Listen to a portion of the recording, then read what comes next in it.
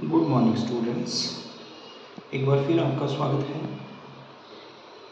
आज एक नया टॉपिक लेते हैं जो कि वो उसके 12th स्टैंडर्ड में पाठ्यक्रम में एक इम्पोर्टेंट टॉपिक है व्याकरण का,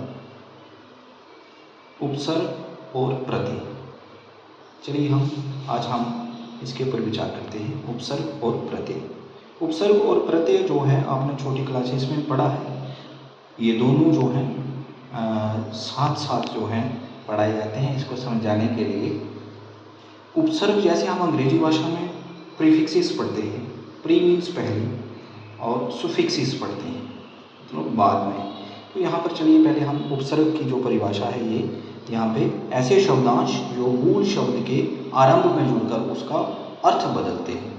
मतलब एक ऐसा कोई मूल शब्द दिया है, उसके पहले जो हम एक ऐसा पार्ट उसका हिस्सा जो है शब्द का ऐसा जोड़ देते हैं और एक नया शब्द बन जाता है, उसका अर्थ बदल जाता है, तो उसको हम उपसर्ग कहते हैं। जैसे यहाँ पर मैंने एक उदाहरण दी है, ये देखिए उप प्लस कार। ये कार मान लो अब ये मूल शब्द है, उससे पहले हमने उपसर्ग जोड़ा है उप, तो ये जो है ये बन गया उपकार, ये शब्द बन गया है उपकार, तो ये हो गया उपसर्ग। उप शब्द जो है ये उपसर्ग हो गया। इसी तरह से बहुत सारे जो हैं हमारे पास हिंदी में बहुत तरह के उपसर्ग हैं, तो इसके भेद जो हैं हम जानते हैं। इसे ये सबसे पहले जो है संस्कृत उपसर्ग हैं, फिर तद्भव उपसर्ग हैं, फिर उसके बाद आगत या विदेशी उपसर्ग हैं।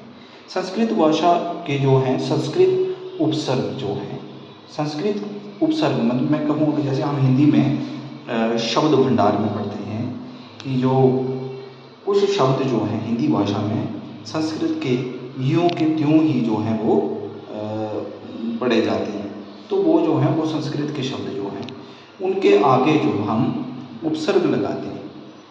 तो ऐसे शब्द जो हैं जैसे बहुत सारे उपसर्ग जो हैं हमारे पास संस्कृत के हैं, यहाँ पे दिए हैं, ये देखेंगे हम। अति दिया है, ये ऊपर अनु दिया है और इसके साथ अप दिया है। तो ये बहुत सारे जो हैं संस्कृत के उपसर्ग हमारे पास हैं। तो संस्कृत के उपसर्ग जो हैं वो कितने हैं हमारे पास 22, यहाँ पे ये 22। और उसके साथ तद्भव उपसर्ग हैं, जैसे आ हो गया, दू हो गया, नी हो गया। इनसे बहुत सारे शब्द जो हैं हम बना सकते हैं। जैसे हम देखें, अगर हमारे पास अप शब्द है, अगर हम लिखते हैं अप शब्द जो है अप से बनाना है, तो हमने अप के आगे मान लगा दिया, तो ये मान जो है ये क्या है, ये मूल शब्द है, तो अपमान हो गया। इसी तरह से हमारे पास बहुत सारे और शब्द हैं, जैसे ये तद्भव है, दू दिया है, इसके साथ हम आगे लगाएंगे दुर्जन हो गया, जैसे और बहुत सारे हमारे पास। इस तरह से हम ये संस्कृत का है अति, अंत लगाएंगे अतियंत, ठीक है, अत्यंत जो शब्द बन जाता है इससे। तो इस तरह से जो है ये उपसर्ग है। उपसर्ग का मतलब ऐसा शब्दांश है जो मूल शब्द से पहले हम लगाते हैं, तो वो उपसर्ग होते हैं। इसी तरह से हमारे पास आगत या विदेशी शब्द, जैसे हमारी हिंदी भाषा में कुछ जो शब्द हैं वो बाहरी भाषा से आते हैं, जैसे उर्दू से, फारसी से, अंग्रेजी से हमारे पास। जैसे हम स्कूल पढ़ते हैं और बहुत सारे शब्द जो हम पढ़ते हैं उर्दू के शब्द जो हैं वो हम हिंदी भाषा में जो है उनका प्रयोग करते हैं। जैसे यहाँ पर मैंने दिए हैं, ये भी बहुत सारे हैं, जैसे गैर हो गया, गैर के आगे हम हाजिर लगाएंगे। जैसे हाजिर शब्द है एक, ऐसे ये देखेंगे हम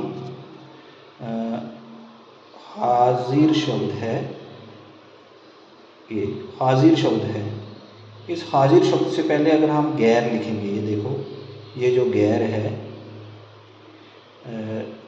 गैर शब्द, तो ये हो जाएगा गैर हाजिर, ये शब्द हो जाएगा गैर हाजिर। तो इस तरह से गैर जो शब्द है ये आगत या विदेशी उपसर्ग है।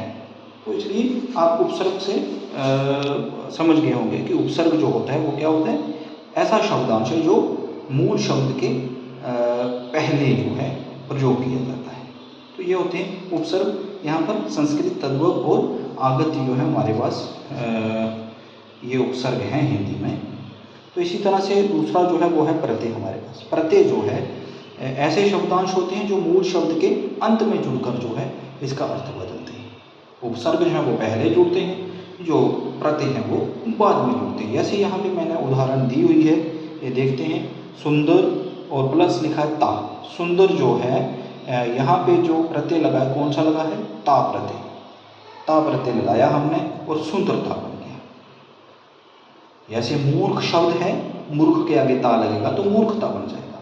जैसे मूल्य शब्द है, मूल्य के साथ प्रत्यय लगेगा वाहन, जैसे लगा मूल्यवान हो गया।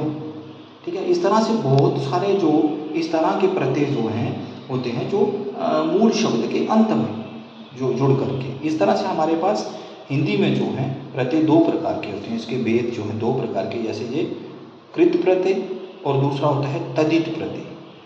तो जो कृत प्रत्यय है, कृत प्रत्यय मतलब जो क्रिया या धातु के साथ जुड़ करके क्रिया या धातु शब्द जो है उसके आगे, उसके अंत में जुड़कर जो शब्द का अर्थ बदल देते हैं, जो एक नया शब्द बन जाता है, तो ये प्रत्यय कहलाते हैं। जैसे यहाँ पे देखें हम पढ़ शब्द, ये लिखा है ऐसे पढ़ और इसके आगे आई लगाया। यहाँ पे कौन सा प्रत्यय लगा है? आई, आई लगा है। तो पढ़ आई मीन्स क्या बन गया? पढ़ाई। तो पढ़ाई में कौन सा प्रत्यय लगा है? आई। इस तरह से बहुत सारे प्रत्यय होते हैं। ई प्रत्यय हो गया, ए प्रत्यय हो गया। जैसे अभी हम नीचे देखेंगे तदित प्रत्यय, ये हो गया ऊपर कृत प्रत्यय, तो नीचे तदित प्रत्यय। तदित प्रत्यय में क्या होता है? यहाँ पर ये लिखा है मैंने, ये संज्ञा सर्वनाम और विशेषण, ये जो संज्ञा सर्वनाम विशेषण शब्द होते हैं इनके अंत में जुड़ने से, इनके अंत में जो है प्रत्यय लगाने पर जब एक नया शब्द बनता है तो वो तदित प्रत्यय कहलाता है।